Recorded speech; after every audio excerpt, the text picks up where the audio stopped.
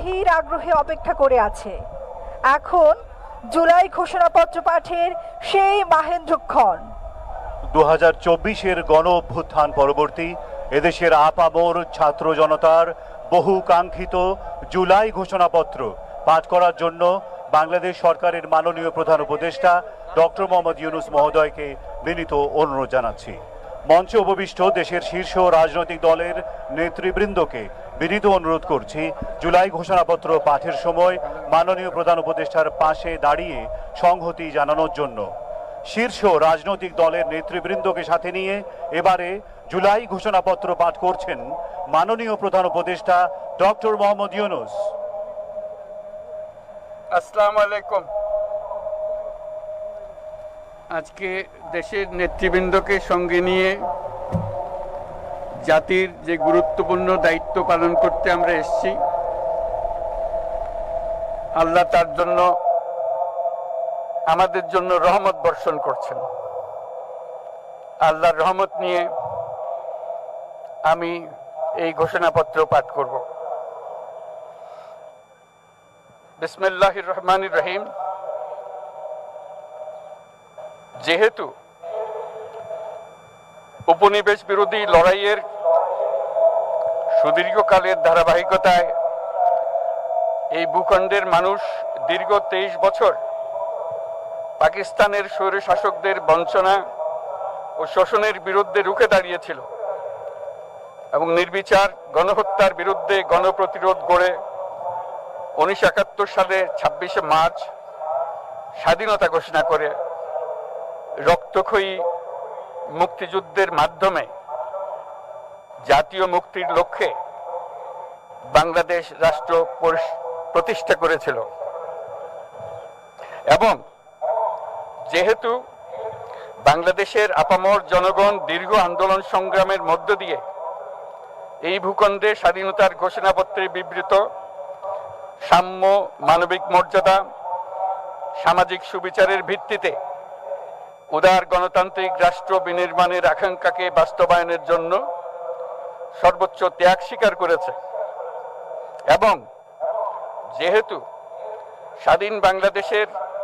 1972 সালের সংবিধান প্রণয়ন পদ্ধতি এর কাঠামোগত দুর্বলতা ও অপপ্রয়োগের ফলে স্বাধীনতা পরবর্তী আওয়ামী লীগ সরকার মুক্তিযুদ্ধের জন আকাঙ্ক্ষা পূরণে ব্যর্থ হয়েছিল এবং গণতন্ত্র ও রাষ্ট্রীয় প্রতিষ্ঠানগুলোর কার্যকারিতা ক্ষুণ্ণ করেছিল। এবং যেহেতু স্বাধীনতা পরবর্তী আওয়ামী লীগ সরকার স্বাধীনতার মূল মন্ত্র গণতান্ত্রিক শাসন ব্যবস্থার বিপরীতে বাকশাল নামে সাংবিধানিকভাবে একদলীয় শাসন ব্যবস্থা কায়েম করে এবং মত প্রকাশ ও বিচার বিভাগের স্বাধীনতা হরণ করে, যার প্রতিক্রিয়ায় 1975 সালের 7ই নভেম্বর দেশের সিপাহী জনতার ঐক্যবদ্ধ বিপ্লব সংগঠিত হয় এবং পরবর্তী সময়ে একদলীয় বাকশাল পদ্ধতির পরিবর্তে বহুদলীয় গণতন্ত্র, মত প্রকাশ ও বিচার বিভাগের স্বাধীনতা পুনঃপ্রবর্তনের পথ সুগম হয়। এবং যেহেতু 80-র দশকে সামরিক স্বৈরশাসনের বিরুদ্ধে দীর্ঘ 9 বছর ছাত্র জনতার অবিরাম সংগ্রামের মধ্য দিয়ে 1990 সালে গণ অভ্যুত্থান সংগঠিত হয় এবং 91 সনে পুনরায় সংসদীয় গণতান্ত্রিক শাসন ব্যবস্থার প্রবর্তন করা হয়। এবং যেহেতু দেশি বিদেশি চক্রান্তে সরকার পরিবর্তনের গণতান্ত্রিক প্রক্রিয়া ব্যাহত হওয়ায় 1/11-র মতো ষড়যন্ত্রমূলক ব্যবস্থার মাধ্যমে বাংলাদেশে শেখ হাসিনার একচ্ছত্র ক্ষমতা,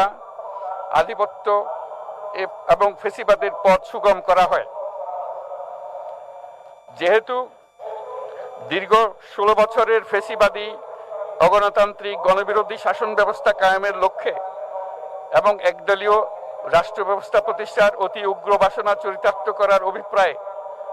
সংবিধানে অবৈধ অগণতান্ত্রিক পরিবর্তন করা হয়, যার ফলে একদলীয় একচ্ছত্র ক্ষমতা ও আধিপত্য প্রতিষ্ঠার পথ সুগম হয়। এবং যেহেতু শেখ হাসিনার আওয়ামী লীগ সরকারের দুঃশাসন, গুম খুন, আইন বহির্ভূত হত্যাকাণ্ড, মত প্রকাশের স্বাধীনতা হরণ এবং একদলীয় স্বার্থে সংবিধান সংশোধন ও পরিবর্তন বাংলাদেশের সকল রাষ্ট্রীয় সাংবিধানিক প্রতিষ্ঠানসমূহকে ধ্বংস করে। এবং যেহেতু হাসিনা সরকারের আমলে তারই নেতৃত্বে একটি চরম গণবিরোধী একতান্ত্রিক ও মানবাধিকার হরণকারী শক্তি বাংলাদেশকে একটি ফ্যাসিবাদী মাফিয়া এবং ব্যর্থ রাষ্ট্রের রূপ দিয়ে আন্তর্জাতিকভাবে বাংলাদেশের ভাবমূর্তি ক্ষুণ্ণ করে, এবং যেহেতু তথাকথিত উন্নয়নের নামে শেখ হাসিনার ফ্যাসিবাদী নেতৃত্বে সীমাহীন দুর্নীতি, ব্যাংক লুট, অর্থ পাচার ও অর্থনৈতিক প্রতিষ্ঠানগুলিকে ধ্বংসের মধ্যে দিয়ে বিগত পতিত দুর্নীতিবাজ আওয়ামী লীগ সরকার বাংলাদেশ ও এর অমিত অর্থনৈতিক সম্ভাবনাকে বিপর্যস্ত করে তোলে এবং পরিবেশ, প্রাণ বৈচিত্র্য ও জলবায়ুকে বিপন্ন করে। এবং যেহেতু শেখ হাসিনার ফ্যাসিস্ট সরকারের বিরুদ্ধে রাজনৈতিক দল, ছাত্র শ্রমিক সংগঠন সহ সমাজের সর্বস্তরের জনগণ গত প্রায় 16 বছর যাবৎ নিরন্তর গণতান্ত্রিক সংগ্রাম করে জেল জুলুম, হামলা মামলা, গুম খুন ও বিচার বহির্ভূত হত্যাকাণ্ডের শিকার হয়, এবং যেহেতু বাংলাদেশে বিদেশি রাষ্ট্রের অন্যায় প্রভুত্ব, শোষণ ও খবরদারিত্বের বিরুদ্ধে এদেশের মানুষের ন্যায়সঙ্গত আন্দোলনকে বহিঃশক্তির তাবেদার আওয়ামী লীগ সরকার নিষ্ঠুর শক্তি প্রয়োগের মাধ্যমে দমন করে, এবং যেহেতু অবৈধভাবে ক্ষমতা অব্যাহত রাখতে আওয়ামী লীগ সরকার 3টি প্রহসনের নির্বাচনে এর জাতীয় সংসদ নির্বাচন এদেশের মানুষকে ভোটাধিকার ও প্রতিনিধিত্ব থেকে বঞ্চিত করে, যেহেতু আওয়ামী লীগ আমলে ভিন্ন মতের রাজনৈতিক নেতাকর্মী, শিক্ষার্থী, তরুণদের নিষ্ঠুরভাবে নির্যাতন করা হয় এবং সরকারি চাকুরিতে একচেটিয়া দলীয় নিয়োগ এবং কোটাভিত্তিক বৈষম্যের কারণে ছাত্র, চাকুরি প্রার্থী, নাগরিকদের মধ্যে চরম ক্ষোভের জন্ম হয়, এবং যেহেতু বিরোধী রাজনৈতিক দল সংগঠনের উপর চরম নিপীড়নের ফলে দীর্ঘদিন ধরে জনরোষের সৃষ্টি হয় এবং জনগণ সকল বৈধ প্রক্রিয়া অবলম্বন করে ফ্যাসিবাদ বিরোধী লড়াই চালিয়ে যায়, এবং যেহেতু সরকারি চাকরিতে বৈষম্যমূলক কোটা ব্যবস্থা বিলোপ ও দুর্নীতি প্রতিরোধে বৈষম্য বিরোধী ছাত্র আন্দোলন চলাকালে আওয়ামী লীগ সরকার কর্তৃক ব্যাপক দমন পীড়ন, বর্বর অত্যাচার, মানবতা বিরোধী হত্যাকাণ্ড চালানো হয়, যার ফলে সারা দেশে দলমত নির্বিশেষে ছাত্র জনতার উত্তাল গণবিক্ষোভ গণ অভ্যুত্থানের রূপ নেয়। এবং যেহেতু ফ্যাসিস্ট শক্তির বিরুদ্ধে অদম্য ছাত্র জনতার অভ্যুত্থানে রাজনৈতিক দল, ধর্মীয়, সামাজিক, সাংস্কৃতিক, পেশাজীবী, নারী ও শ্রমিক সংগঠন সমূহ সমাজের সকল স্তরের মানুষ যোগদান করে এবং আওয়ামী ফ্যাসিবাদী বাহিনী রাজপথে নারী, শিশু সহ প্রায় 1000 মানুষকে নির্বিচারে হত্যা করে, অগণিত মানুষ পঙ্গুত্ব, অন্ধত্ব বরণ করে। আন্দোলনের চূড়ান্ত পর্যায়ে সামরিক বাহিনীর সদস্যগণ জনগণের গণতান্ত্রিক লড়াইকে সমর্থন প্রদান করে, এবং যেহেতু অবৈধ শেখ হাসিনা সরকার পতন, ফ্যাসিবাদী ব্যবস্থার বিলোপ এবং নতুন রাজনৈতিক বন্দোবস্তের লক্ষ্যে বৈষম্য বিরোধী ছাত্র আন্দোলনের ডাকে জনগণ অসহযোগ আন্দোলন শুরু করে, পরবর্তী সময়ে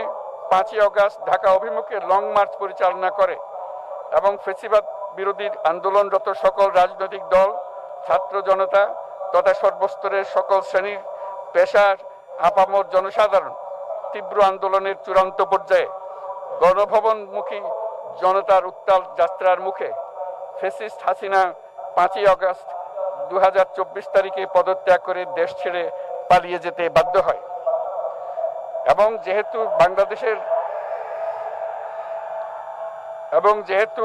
বাংলাদেশের রাজনৈতিক ও সাংবিধানিক সংকট মোকাবেলায়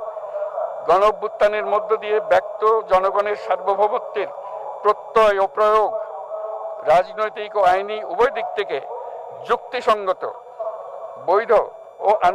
আন্তর্জাতিকভাবে স্বীকৃত, এবং যেহেতু জনগণের দাবি অনুযায়ী এরপর অবৈধ দ্বাদশ জাতীয় সংসদ ভেঙে দেওয়া হয় এবং সংবিধানের 106 অনুচ্ছেদ অনুসারে সুপ্রিম কোর্টের মতামতের আলোকে সাংবিধানিকভাবে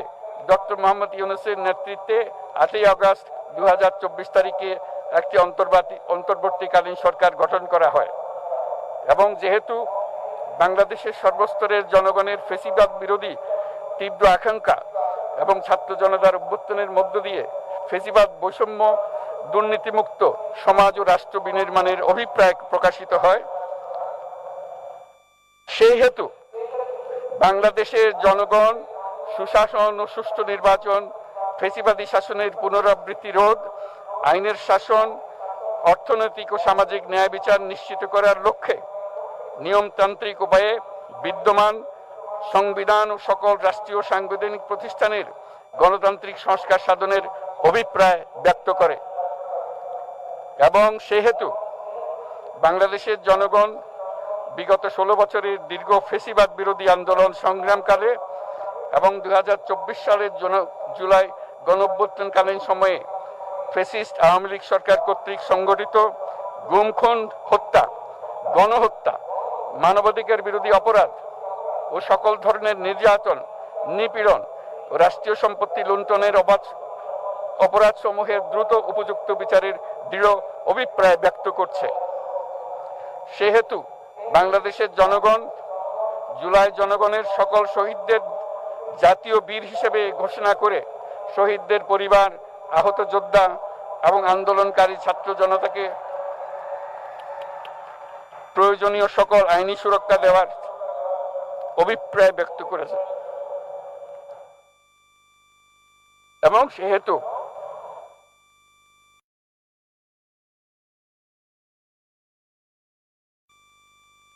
বাংলাদেশের জনগণ যুক্তিসঙ্গত সময়ে আয়োজিতব্য অবাধ ও সুষ্ঠু ও নিরপেক্ষ একটি নির্বাচনের মাধ্যমে গঠিত জাতীয় সংসদে প্রতিশ্রুত প্রয়োজনীয় সাংবিধানিক সংস্কারের মাধ্যমে দেশের মানুষের প্রত্যাশা, বিশেষত তরুণ প্রজন্মের আকাঙ্ক্ষা অনুযায়ী আইনের শাসন ও মানবাধিকার, দুর্নীতি, শোষণমুক্ত, বৈষম্যহীন ও মূল্যবোধ সম্পন্ন সমাজ এবং গণতান্ত্রিক রাষ্ট্র ব্যবস্থা প্রতিষ্ঠার অভিপ্রায় ব্যক্ত করেছে। এবং সেহেতু বাংলাদেশের জনগণ এই প্রত্যাশা ব্যক্ত করছে যে একটি পরিবেশ ও জলবায়ু সহিষ্ণু, অন্তর্ভুক্তিমূলক,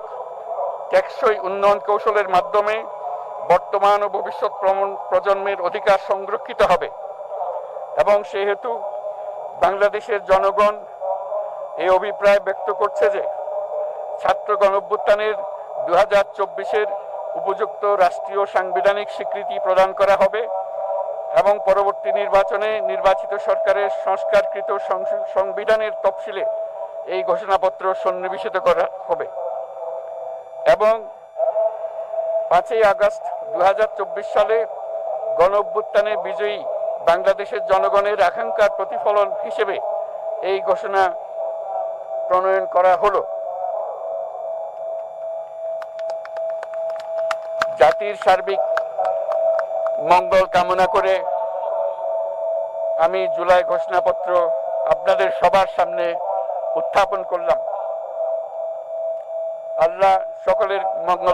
সকলের জন্য মঙ্গল দান করুন, জাতির জন্য মঙ্গল নিয়ে আসুক। সবাইকে ধন্যবাদ। আল্লাহ হাফেজ।